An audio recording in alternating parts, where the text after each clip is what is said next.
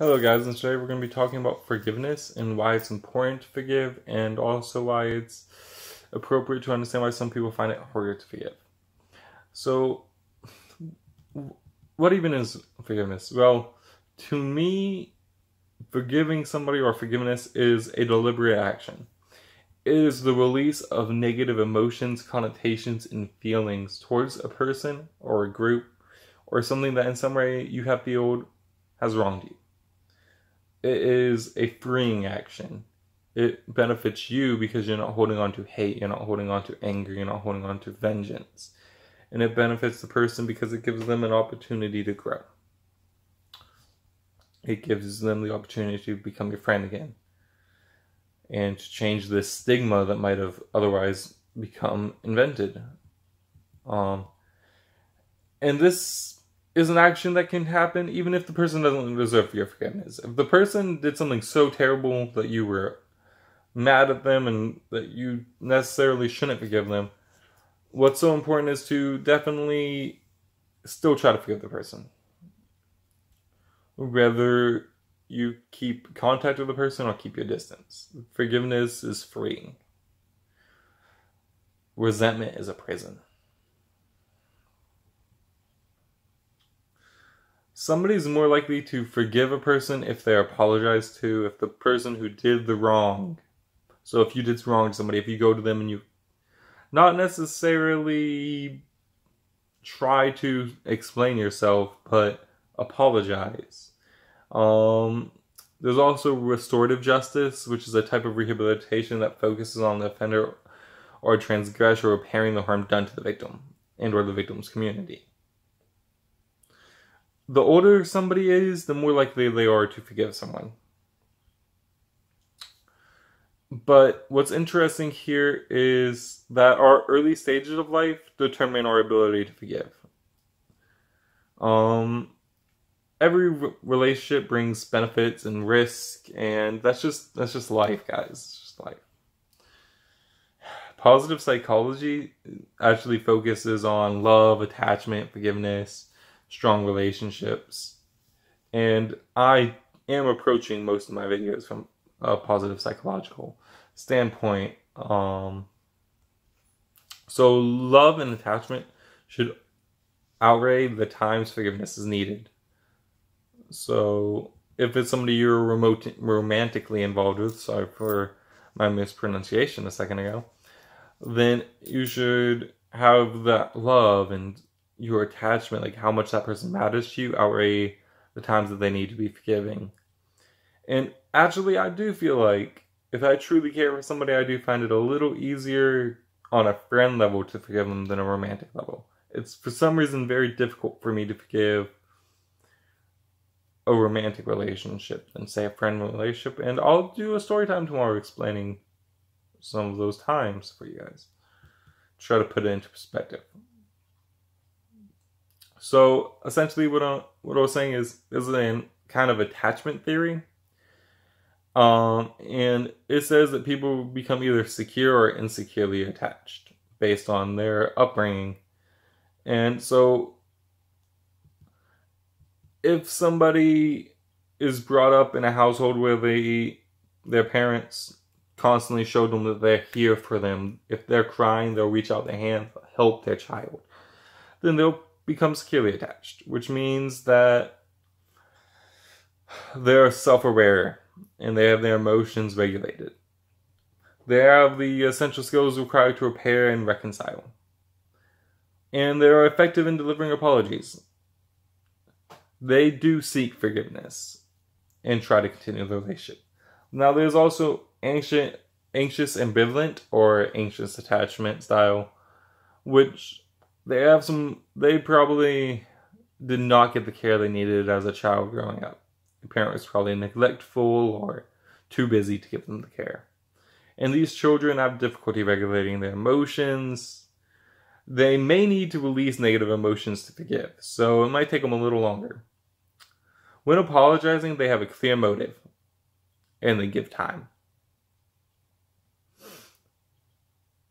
Strong emotions are often let go when an apology is given to an anxious attachment or instant ambivalent attachment style. There's also dismissive attachment.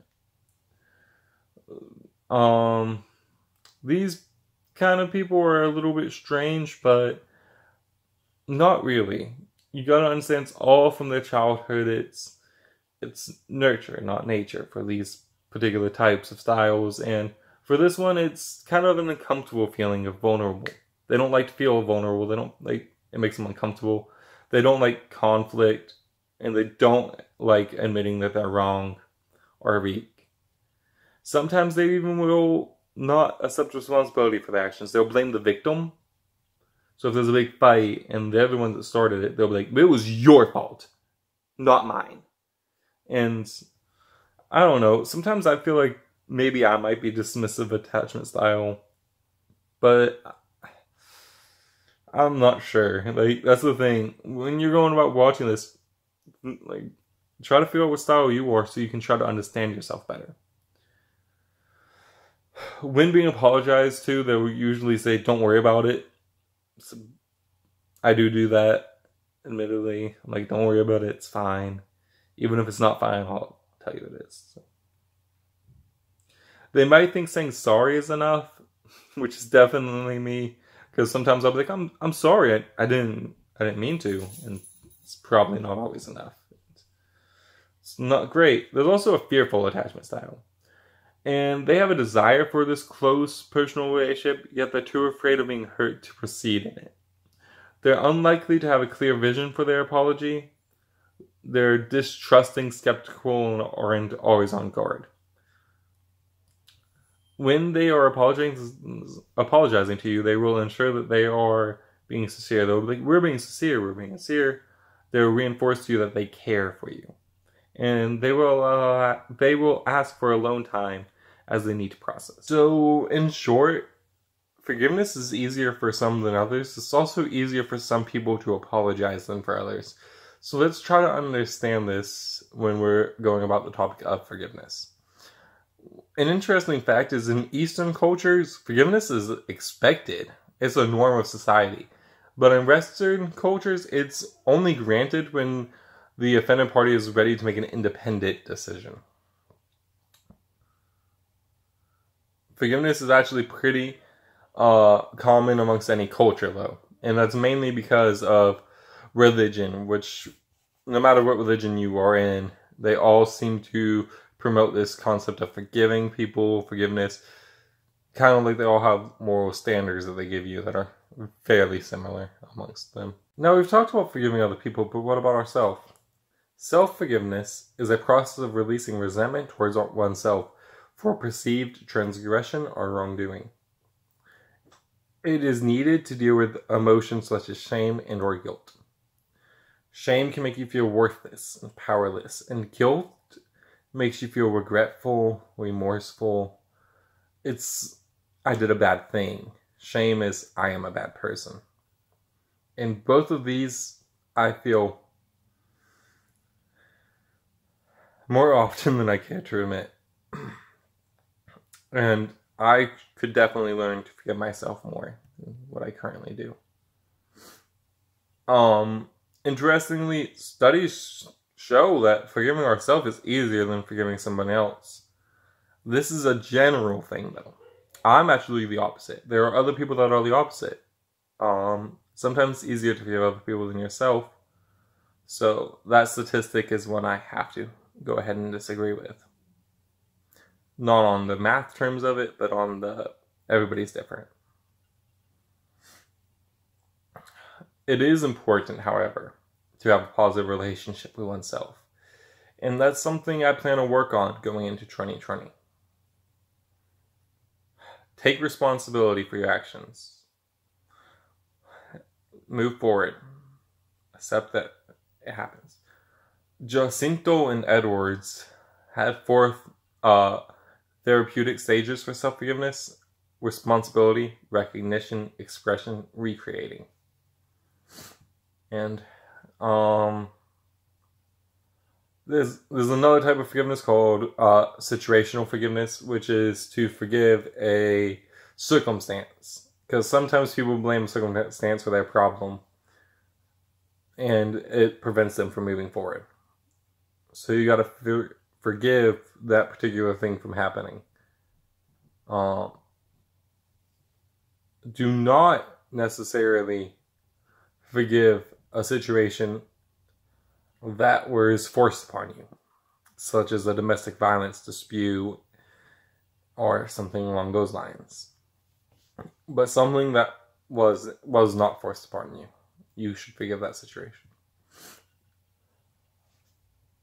Always remember when you're going about forgiveness, and that's why I told you all these different versions of forgiveness, all these different types of apologizing, all these different types of adaptive living. It's always important to try to remember that we're all different, and we gotta try to see things from other people's point of view when we're seeking forgiveness or we are needing to be forgiven. You gotta understand. You gotta really think about what's going on, how it felt for them, and what you put them through, or how it felt for you, why they acted the way they did, and just, it's complicated. Forgiveness is a hard topic. It's hard to forgive people at times, but it's crucial. So the first model was made by Gordon and Snyder, and as well as a guy named Bayocom. I can't pronounce his name. And it goes, create a realistic appraisal for the relationship. See how valuable this relationship is. Release negative feelings towards the partner. And then get rid of your desire to punish the other person.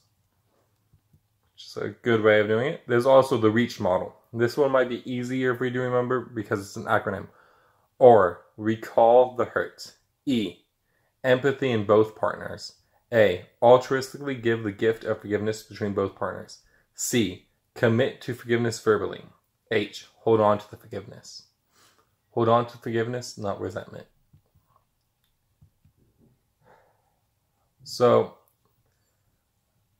that's generally some of the really important things to remember about forgiveness. Forgiveness is going to be the topic for this upcoming month. Okay, so now that we've addressed some of the key concepts of forgiveness from a positive psychological standpoint, we can move on to this next upcoming month where we'll be diving into different areas of forgiveness on every Motivational Monday and Talking Tuesday.